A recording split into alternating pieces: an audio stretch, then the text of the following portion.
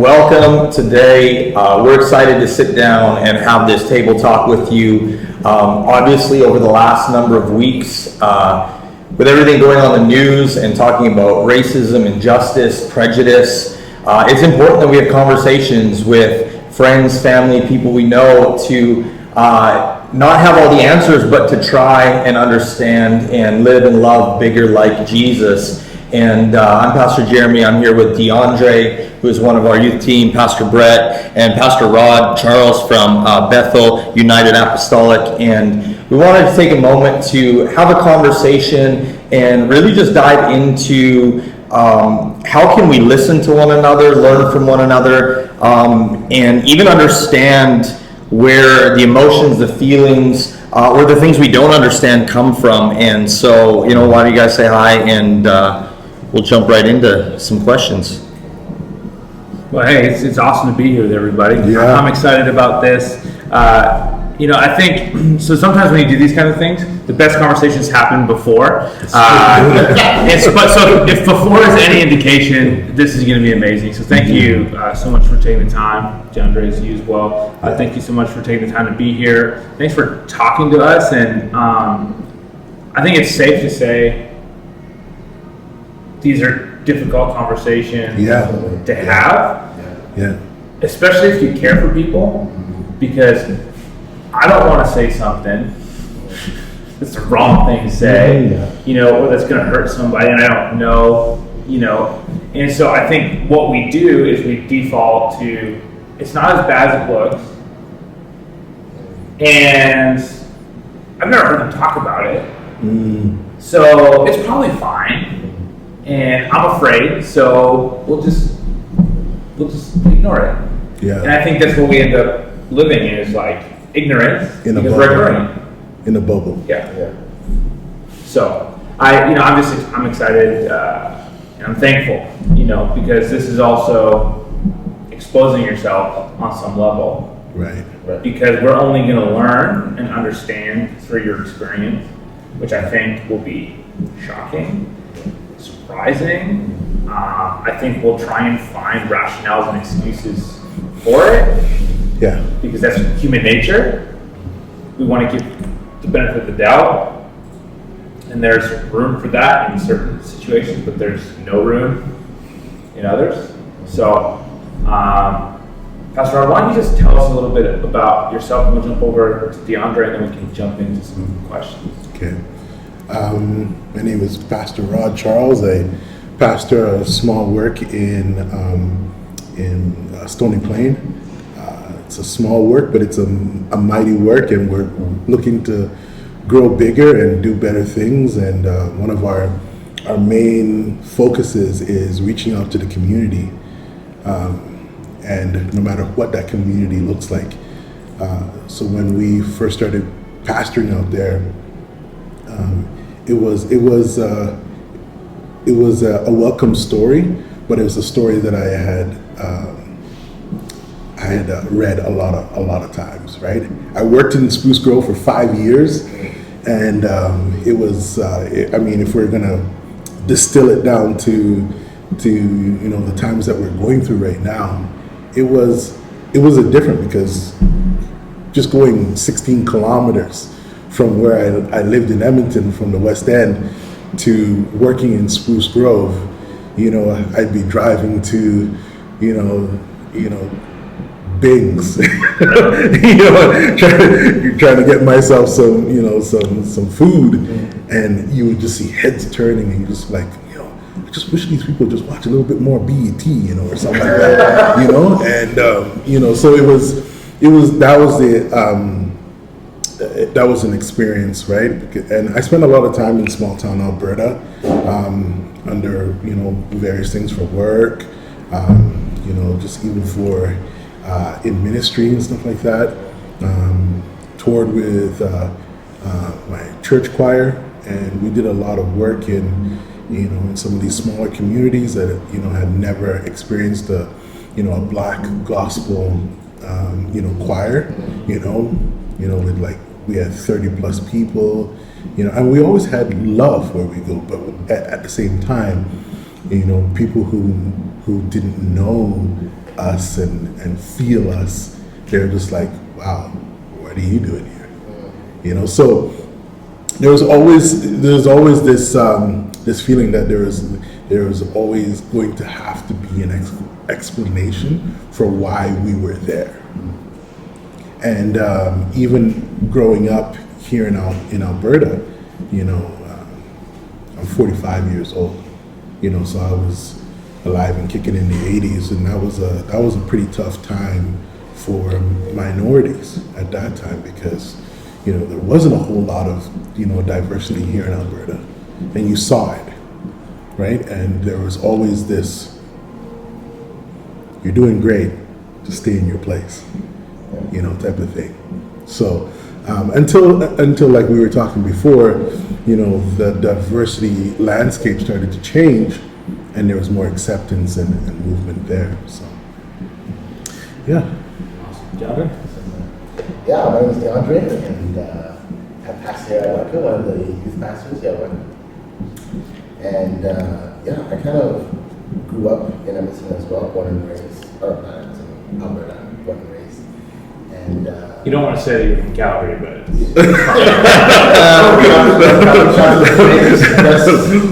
It carries its own form of discrimination. here it does. But yeah, I just remember like even, you know, growing up in like, you know, the early 2000s, like going to school and stuff, there was a whole bunch of like racism amongst like the playground and kids, even, you know, like being made fun of because of the color of my skin, and like being called a monkey, and like having teachers like literally isolate me in like a room because I would like, I'd be the class clown, but I wasn't the only class clown. But like I remember when my grade 3 teacher literally like, so the desk and chairs were all set up here, and then he put me on the other side facing the desk, or like sorry, facing the wall, and so I couldn't see my classmates, I couldn't even see the teacher, and like that was just my spot. And my mom had to like complain to the principals, and he's already like isolated, he's already like a minority, and you're like making it more. And so I remember like basically like early on, you know, and like yeah, it's been a challenge, it's been difficult. Yeah. And even like going to school too, we always, my mom growing up always taught me that, you know, because of the color of the skin, you have to work way harder. And I never really like understood that until I like went to college. Yeah. You know, they just assumed that I needed help in school. They like assumed that like I wasn't like good at school because like I don't know the way I looked and like dreads and all that stuff, I guess. But like, But that's a common conversation Yeah. that immigrant families they translate, however way they translate it, to their next generation that they're raising. You know, like we were saying before, my father used to say, he used to point to his hand and be like, "This does you no favors." He's like, and I didn't get it until I had my first, you know, racist experience, you know. So not to cut you, but yeah, I mean it's common. It's a common narrative, you know, and my white brothers and sisters out there, they don't understand that narrative because it's not part of their culture, right? So that's the driving force that we're talking about.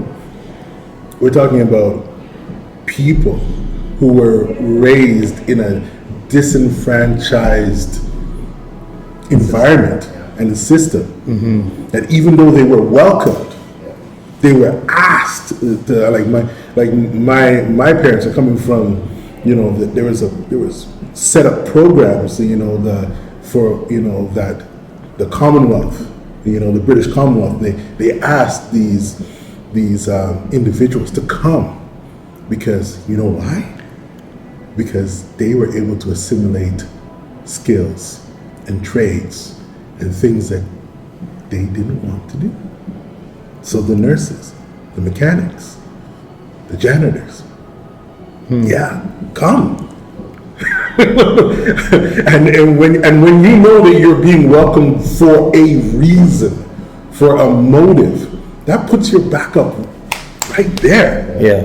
It tells you, stay in your lane, stay in your place.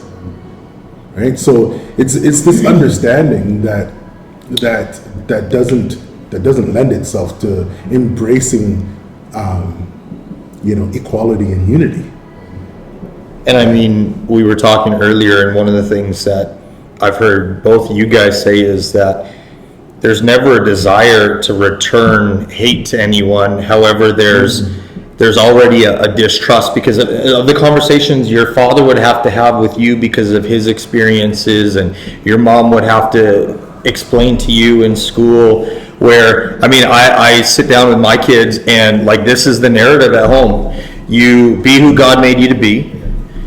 You're nice to people, and you generally try to love people, and you'll be fine. Mm-hmm. Like that's the extent of what I have to tell my kids. And I'm sure the narrative would be very different. But with everything that's going on in the media and the news and stuff lately, one of my kids, my wife, when I got home yesterday, and I was in tears, I'll admit, a lot yesterday. My 9-year-old son says, Mom, what happens if somebody doesn't like my friends? And he knows you, DeAndre, and he goes, I don't want DeAndre to die. And he mentions a little friend from grade 4, and he says, she goes to another school now, and her skin is brown, and what if somebody tries to hurt her, and I'm not there to protect her? And I'm grateful for the heart of Jesus in my kids, but when we have a world of people that are hurting, and I think all of us, if we admit it, and myself even, it scares me, are more self-preserving than we would like to admit. Mm-hmm. It scares us when we don't understand, and so that's part of this conversation. Because, so I'd ask you, Rod, like, when my narrative, my kids, I'm trying to figure out, what do I tell my kids? And I try to look at, like, what haven't I had to try and tell my kids that, your kids are about the same age as mine, Rod, and it's probably a very different narrative in your home. I've tried my best not to even I would have to say the word is burden them with racial differences. My wife is, I'm highly melanated. My wife is not. She, her parents are from Jamaica, but she has Chinese in her heritage. Her maiden name was Chung, right? So she's very light skinned. So, side note story, when we were on our honeymoon, I laugh at this all the time because she got carded when we were trying to get gas because they thought that she was indigenous. So so we laughed all the way to to hope, and then the laughter kind of stopped because I'm just like, wow, it's interesting. It's interesting about what my children will be, and now that I have a 10-year-old and a 6-year-old, I've been almost scared to start that narrative, with them and talk to them about these tough issues because it is tough conversation to break into that innocence and say there are going to be some people out there that won't accept you based on your skin color. Why? The question is always why.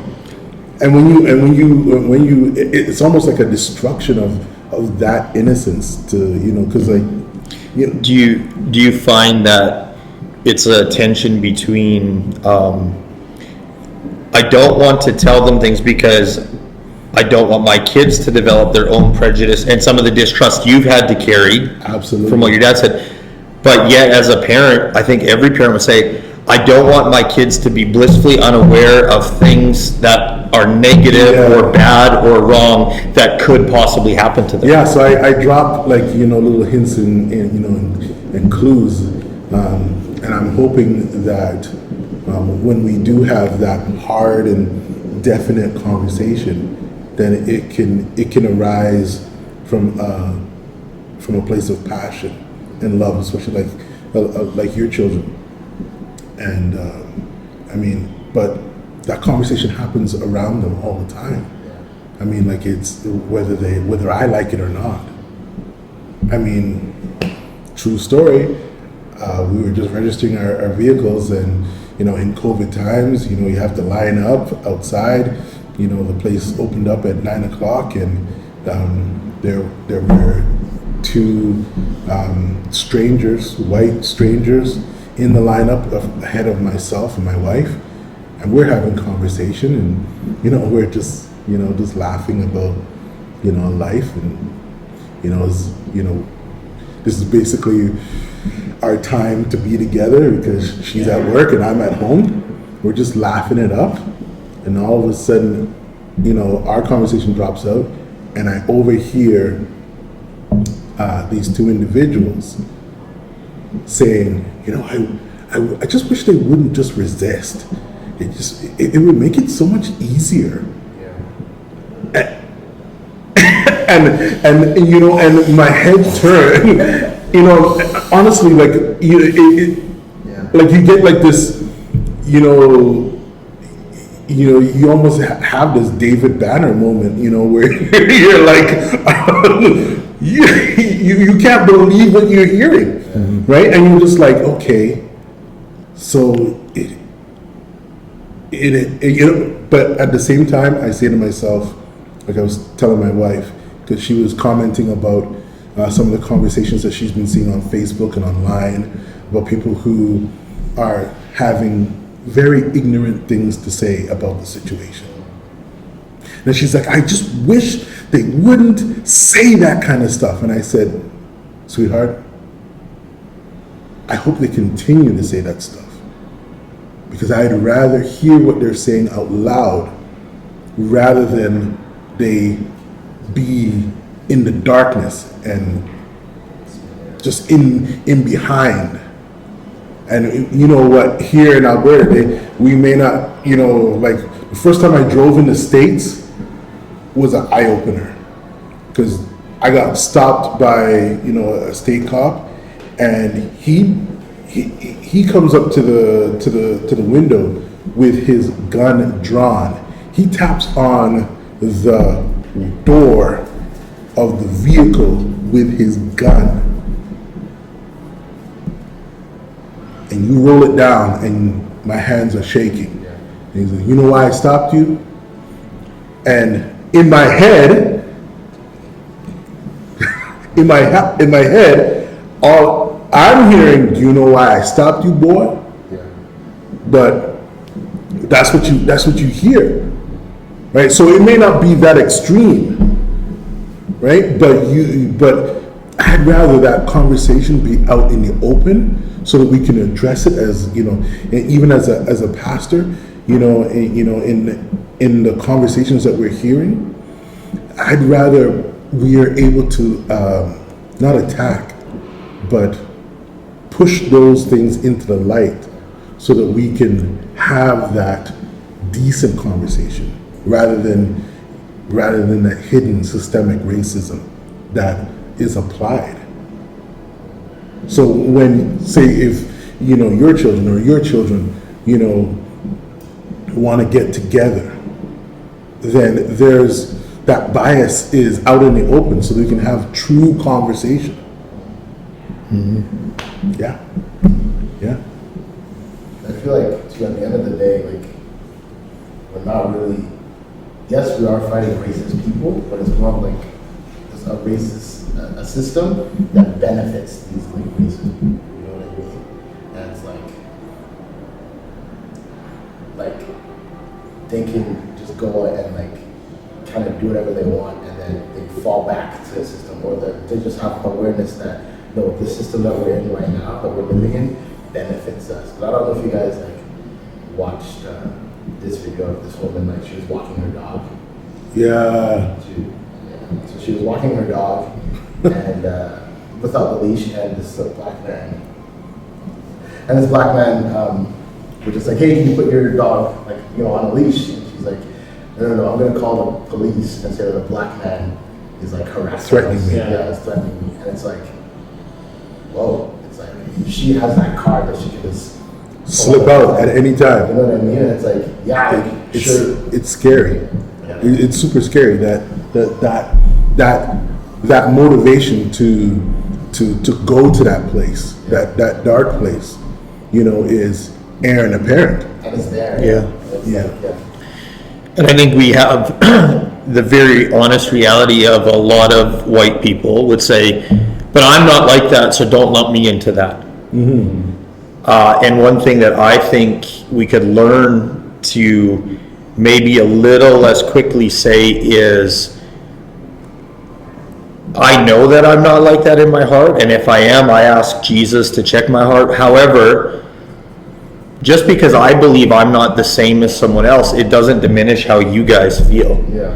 I think that's how can we lean into that? Because I as a pastor, as a leader, someone's like, how do we have answers for this? And you know, I looked through the Bible, and then I went home last night and I sat on the couch with my wife and tears in my eyes, and I'm like, I don't even know how to lead people that are saying they're trying to fall more in love with Jesus to love people better. Like it's so complicated there. So for someone who says, I have no idea of what it's like to experience the grace of Jesus in my heart, like how do we in a sense be a little more willing to be humble and listen, not make it about me, but actually just let you express your feelings and then say, I don't know how to fix that, or you know, or ask the question, how would you want me as your friend to fix that? Or is it just, I mean, my wife might kill me. Is it more like, where your wife is like, I don't want you to fix anything, but man, if you would just listen, that would sure help. Yeah. Like, is it, I don't know. I think we have to balance the equation. And what I mean by that is, on one side you have people who have a distinct black experience here in Canada and in the United States.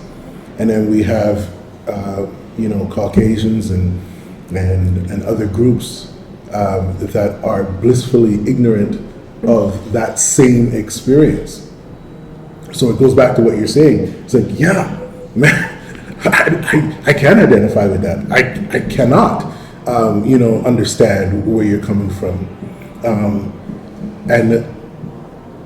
And what we have to do, even on, you know, as a group of black people as well too, we have to understand that not every white face that we see is, you know, secretly going home and plotting the demise of the black culture and its children. It's systemic racism, you know, is at the top of their list of things to do on a daily basis.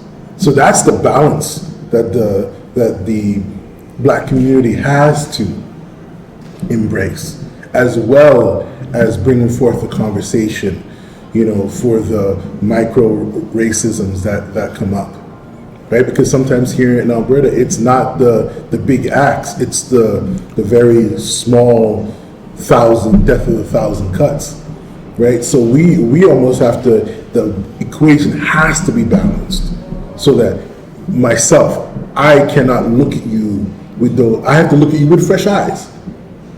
And know and teach and love and help and bring that narrative forward, so that individuals who are innocent of all of this backstory can live a abundant life and understand that yes, there were things that happened, yes, there were things that transpired and went from generation to generation to generation, but yes, there is hope.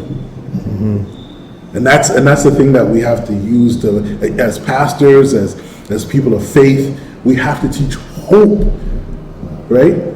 And that's the thing that has kept me in the fact that there is something that can bring us together, instead of war and and hatred and fighting, there is something that can make me reach out to, brethren. I'm trying my best not to see you as Caucasian. I'm trying to see you as a soul that needs to be touched by God. So, Can I ask you this? And you're both going to have different perspectives because of age and where you grew up.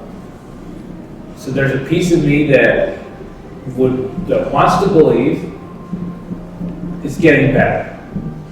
Now there's incidents that are terrible. I am not so confident about that statement today as I might have been a month ago.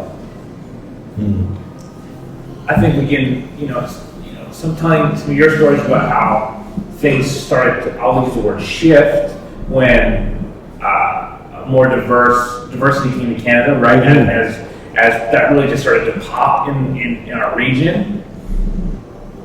I'm trying to not put a negative, I'm trying to use a neutral tone with shift, you know what I'm saying? Just to leave it. So, I'm just asking the question that I think people watch this no, but it's gotta be getting better. Is it? I don't think so. Just because, we're only seeing what people are, showing on their phones. You know what I mean? I'm telling, youth, I'm telling, people that are kind of, talking to me, that, our only line of defense right now is because we have a phone. The only time we hear about George Floyd and all these other cases is when someone is, recording it. So we don't actually see. It's like this right now. It's people don't actually we don't know what's happening, the grand scheme of things. We only see what people are recording and putting on and posting online. And I don't know. So I don't think it's getting better. I think we're in a step of a positive direction. There is hope. There is relationships being built, and there is hope. But I feel like it's not getting better. yeah, I wanna say that the education level of Canada has spiked over the years. And when I say education, I don't mean academically. I mean culturally, because the country has been exposed by and large by a number of very strong cultures. The biggest problem I find that, and that's in any era, pride will make you do things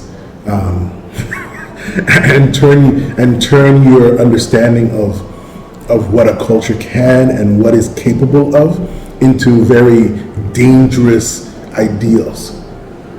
So if you as an individual are unable to receive individuals into your life and into your sphere of influence and where you are in the world, if I have to put you down in order for me to step up, and then I teach that to the next generation because it worked, so subjugate, this class of individuals, then you will rise above. If that spirit prevails to the next generation, then it'll never get better. And I can just tell you, that there are individuals that are dying to embrace each other, to step up and move in a different direction, but they have this conversation in the back of their head, from their foreparents, and if when they start a business, hire Filipinos, they're cheap. and this is, these are conversations that I've heard, and oh yeah, bring in these guys because because they work hard and they don't expect much, and that subjugation of an entire race is abhorrent. It's disgusting on a level that really can't be described by words. At the same time, I don't blame those individuals.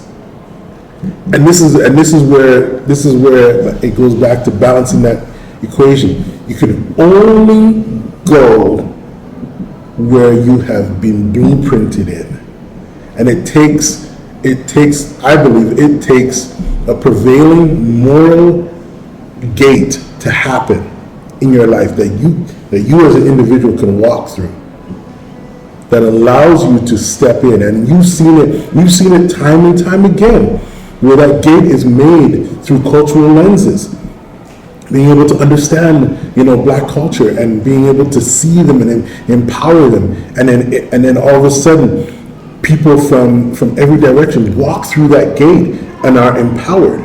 We saw that in the 50s and 60s in the United States. We saw that in the 80s, where individuals were literally coming over with a suitcase in their hands and landing in Toronto, and saying, I don't know where to go from here, but I'm gonna do something with my life. And then someone gives them an in. Wherever it was, whether they were white, black, Chinese, whatever, and this is the thing that gives me hope, that really gives me hope, that your children and even your children and my children will one day be not on the same level, because guess what? There's all these other factors and rolling balls in the air that will make things. But the thing that will bring them together is that they can see the same picture. It's like that online when everybody saw that dress, or and it was a different color. It was the same picture, but we all had prevailing ideas of what the color of that dress was. Yeah. And when we see the landscape, finally, where I can sit down with you, I don't agree with you, but I can still love you. That's when the gate opens. Yeah. And I mean, it makes a segue into that when we can love each other and we can understand that, we can teach our kids that for this person to succeed doesn't mean you're going without something.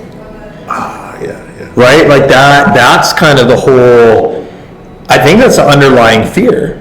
That if other people succeed before me, I'm going to go without. And I wasn't trying to ignore you guys on my phone earlier, but I've been so stuck in Colossians, because that's where we've been for weeks and weeks. But Stay there, brother. in Colossians 3, like Paul basically says this. He says, when you're in Christ, he says, now you need to put away. Like he says, this ends anger. So our anger for one another, wrath, malice, slander, filthy language from your mouth. And then he goes in this, and I find this so interesting. Don't lie to one another. Like even as Christians, we're like, oh, I love you. Do you really? And I was like, I love you. Yes, I love you because I have to. It's like, who's lying? That's what he says. Don't lie to yourself, because you're supposed to have put off the old self and its practices, put on the new, and you're being renewed in the image of your Creator. And in Christ, and this is crazy that Paul uses these terms, there's neither Greek nor Jew, circumcision or uncircumcision. He uses the word barbarian. This is how people talked about people.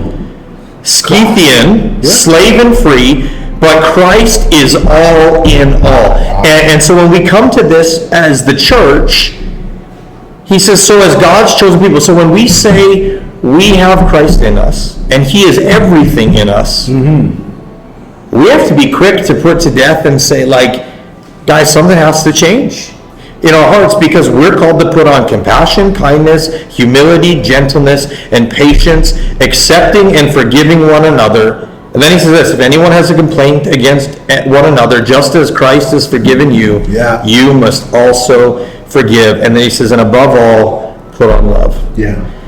And it's like, here's a list of 15 things we could preach about or talk about, but at the end of the day, we're talking together, and the common thing that should pull every single one of us together is that we have a relationship with a Heavenly Father who adopted us in. Right. It says, we were all once far from God.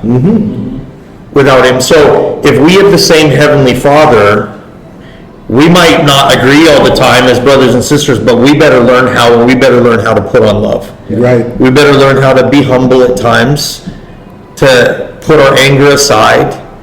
When our anger rises up, to be quick to repent, quick to forgive, come back to the place where say, it just tears me up inside, and cry in my heart is like, Jesus, help me. Jesus, help me. Because the other part of this is the scripture that says the heart is deceitful above all things. And we get in these high pressure and anxious situations, or in an area we don't understand, and all of a sudden some things and thoughts that start rising up in our own hearts. I gotta tell you guys, I scare myself. When it's like, why would I think that? Why would I feel that way? Why would I have that bias? It shouldn't be in me, but for some reason it's there. And I have to say, God, I need your help with this. Right. And I think denying the fact that prejudice or racism exists is completely ignorant. But also, it takes a humility to come to a place and say, God, if it's in me, like David said, create a clean heart in me, God. Yeah. Help me come back to that place. And it's, let's be clear here too, you mentioned Filipino people. I have friends that are Sri Lankan.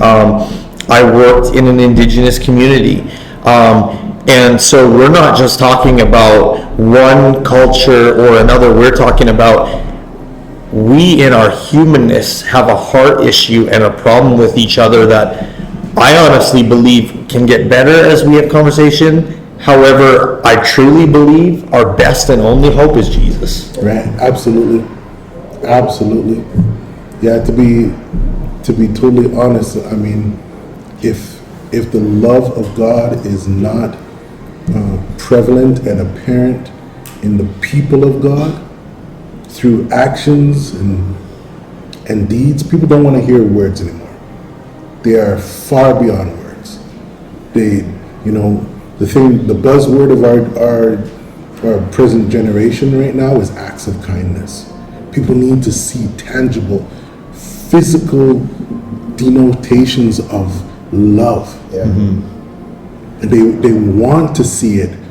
They want to see the good things come to the surface. If you hear the narrative on the radios and the stations, and that's why they promote those things. They want to see people rise above their moral station and help somebody. Why is that? Because they're looking for answers, and that answer has to be God. It's simple, man. Okay, let's do this. DeAndre, I know you're a member of our community, and beyond being a member of our community, you're a leader in our community, our church. What would you say to our church, or say to our family? And then Pastor Rod, we serve the same region, Spruce Grove, Stony Plain. On another level, as a leader in our community, not of faith, but of community, so leader in community of faith, leader in just our community, what would you say to our community? Okay, so let's start with DeAndre. What would you say to our church community, community of faith?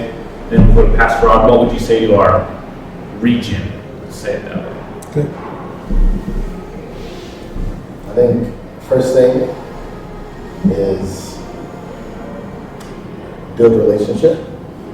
I think, if you're white, black, whatever, look around you and see, am I walking with somebody of a different race, of a different background, so I can have the knowledge to help when I need, pray when I need, and do something.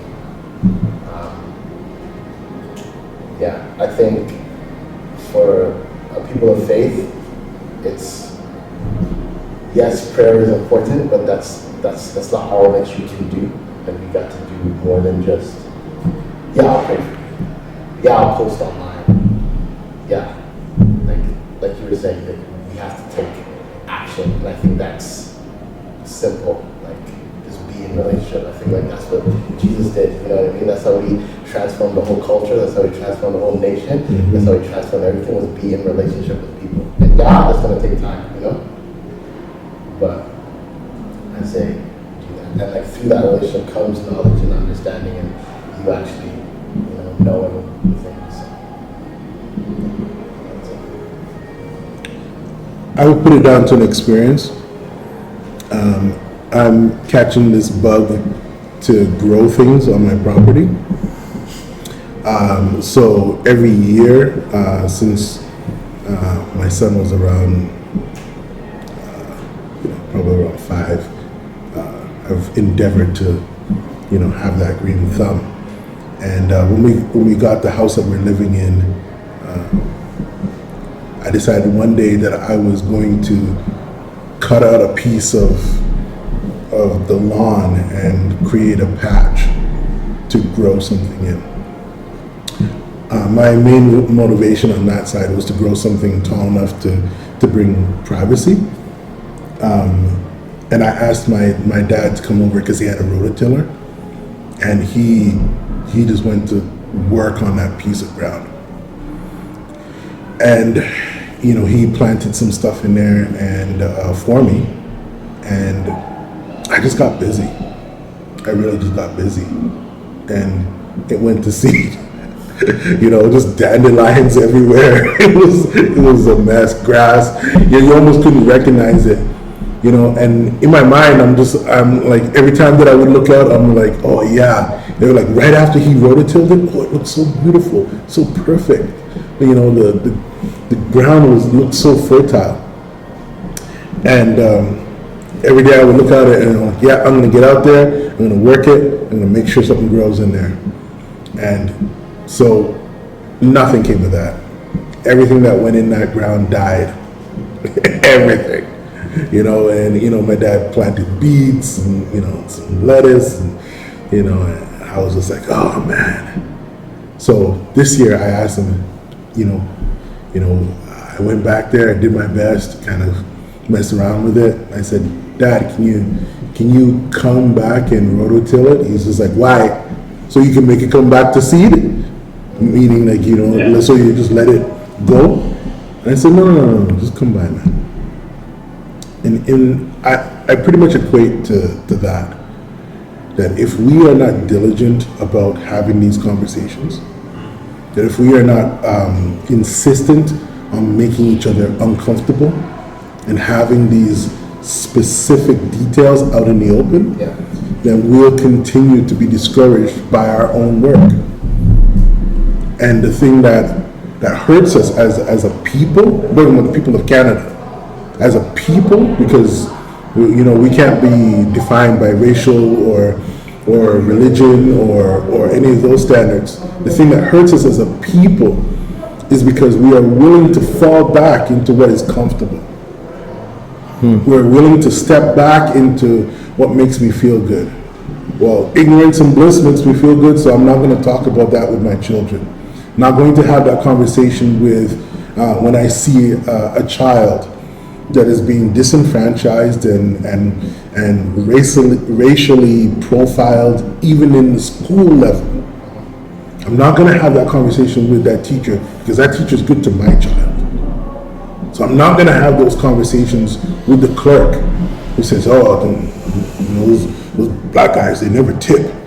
I'm not going to have those conversations with the little micro, isms that HR, says about, about Filipinos or blacks or, Latinos or, people of European descent, all these little things, those things that are dropped in as seeds that are weeds in our life. That's what I'm saying to the region. Examine your ground and make sure that you are diligent about the upkeep. Because just because you did something 10 years ago does not mean that it is valid or current today. Yeah. The conversation needs to be brought up. I was like, I hear it all the time. We've always tackled racism on at a level that it's, on high alert. Well, brother, look at it. This group of individuals right in your purview is being discriminated. Look at the excuses the government is giving to the indigenous population about addressing the women that were either murdered or gone missing, in the indigenous. Oh, it's COVID. Really? You have a year to, I'm not trying to get political, but seriously, you have a year to attack that? And, and something comes up, like, yeah, we need more time. I'm like, you gotta be joking. That in itself is a very present understanding of why racial groups say to themselves, it's not worth it engaging in conversation because they are not serious about leveling the field so that we can all walk on it. So I say, be diligent, be honest, be transparent, and don't be afraid. Fear will destroy any chance. Because if I am afraid that you're going to perceive me as racist, then you're not going to come by and say, look, I'm not going to mention that micro-ism that I use, around people. I'm just going to whisper it to my buddy. And then all of a sudden it becomes, instead of a little micro-ism, it becomes a rule and standard in your life. That your 6-year-old, your 5-year-old, your 13-year-old takes as gospel and law. I don't trust Filipinos. I don't trust black people. And then all of a sudden, a next generation, just like in the Bible, you see it. Joseph did so much for the entire region. He was the Amara. He was second in command. And guess what? A generation arose that knew not Joseph. Yeah. And we see it cyclically in Israel, where they say to themselves, you see it, a generation arose that knew not God. Yeah. And you ask yourself, how is that possible? With so much learning at the fingertips, so much academia here, so much cultural influence. How is that possible? It's possible because smart people forget. Simple as it is. So be diligent. Well, I want to thank you all for helping us start this conversation. Yeah, it's beautiful, man. Thank you. I have to thank DeAndre, to be honest.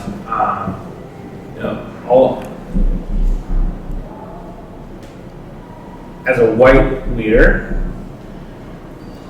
I didn't know what to do. Yeah. I didn't know what to say. Yeah, say the truth, man. That's important. So things break out. DeAndre starts texting me, and I'm like, yes. But if it's not for DeAndre,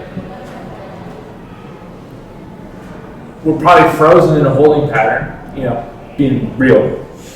trying to figure out what do you do? Because I think there's a fear that, well, how can I even, do I even have a right to say something like, but it's the brokenness of the situation. Yeah. Right? And so fear isolates us and it keeps us in our corner and it Right. keeps us from crossing the floor. So the most courageous person at this table that I know right now is DeAndre, because he took a risk reaching out to his white employer to say, hey, are you willing to put, your voice on this? So thank you. Pastor Rob, thank you. Yes, sir. Jeremy, thank you for the work that you've done. It's beautiful. We're This just is where- getting started, Right, right? this is where it starts. This is where it starts. I'm not generally an emotional dude. Like it's not my. I tell everybody I have two emotions, like excitement and frustration, and that's about it. Like I'm either stoked or I'm mad. That's it. And so yesterday, dealing with all these things, and Jeremy's like, "Do you want to grab lunch?" I'm like, no, I can't eat it.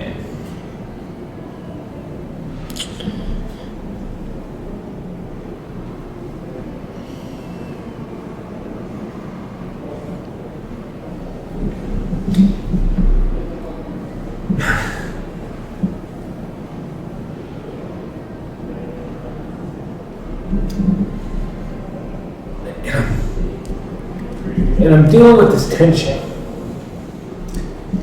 And then it hits me. I have zero right to complain about my hard day. Yep. Because that's your everyday.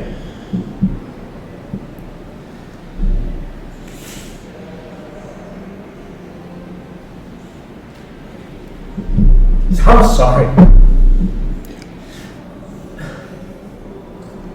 I count this as a blessing because the problems that we see, again, just like how you stated, is that we are unable to have these conversations, and you're only able to identify with an experience if the promotion of that experience is out in the open. So your empathy and your love can only happen when it's exposed. And I believe that's the beauty of the human experience that we have here in Canada. I mean, look at all the people who pushed to have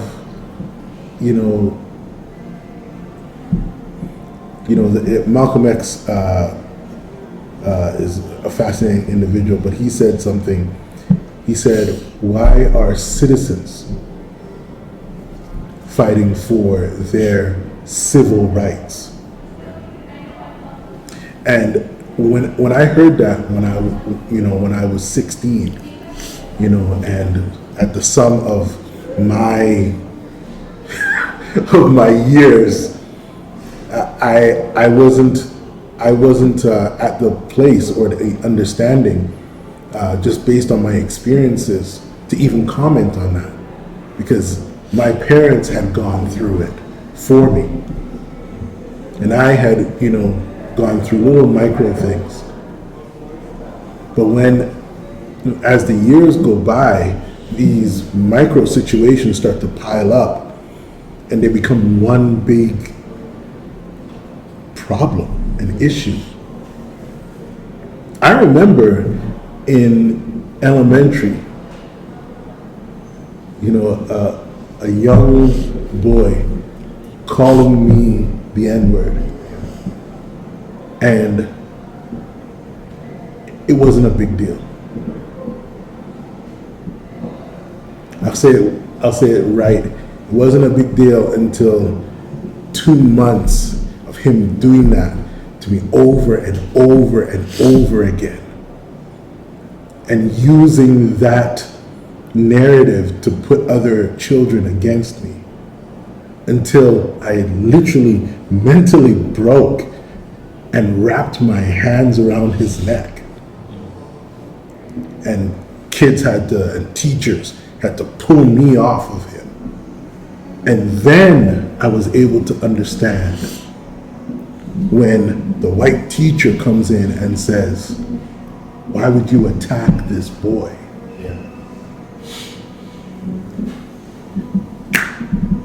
There it is. The Black experience in Alberta. And I got it. I immediately got it. I got what my parents were saying. I got what my dad was specifically saying to me as a man. He said, "Don't be a boy." Because boys will get churned in this thing. Be a man. You know, so this is the thing. We have to make a very clear distinction on what needs to be said in order for us to all come together. That is the thing. We cannot hide underneath these things anymore. Yeah. We cannot pretend that these things don't exist. We cannot push them underneath the covers and hope that they will sleep just like we are sleeping. And that's like, even in the church too, like we can't say that it's not happening in the church. We can't pretend like it's not happening in the church as well. Absolutely. Yeah. Absolutely. And as believers, we've got to get to the place where I don't attack you because you cannot see Yeah. that I'm going through my Black experience. Yes.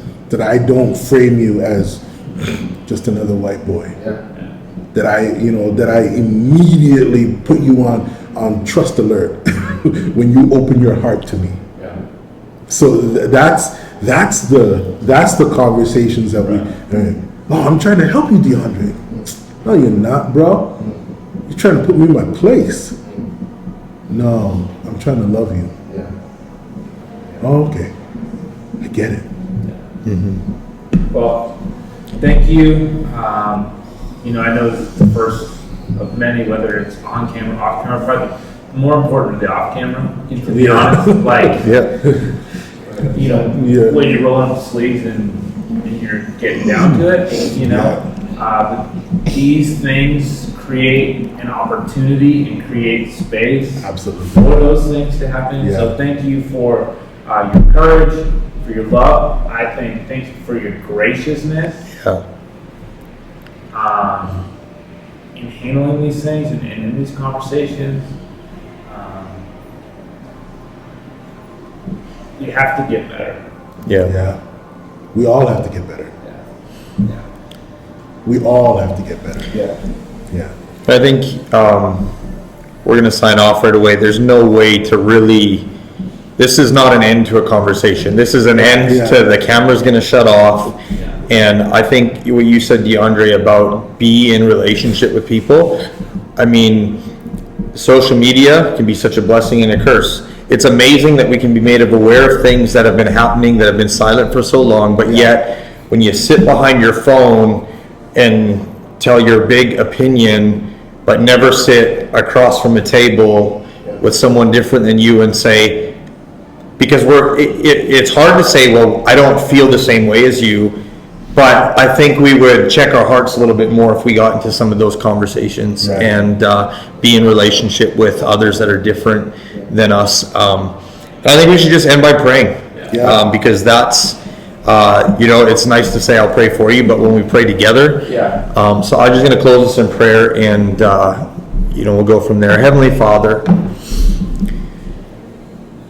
God, I just ask you to help us. That's all we want is your help. Yes, Lord. God, I ask that you would forgive us across all planes and across all playing fields Yes, God. for acting out of what we don't understand and trying to tell people how they should feel or not feel. We need you, God. And God, I just pray that as we come back to a place where we say, Jesus, you need to be first in our hearts and in our lives, God, we would learn to love each other the way that you have loved us. Yes, God.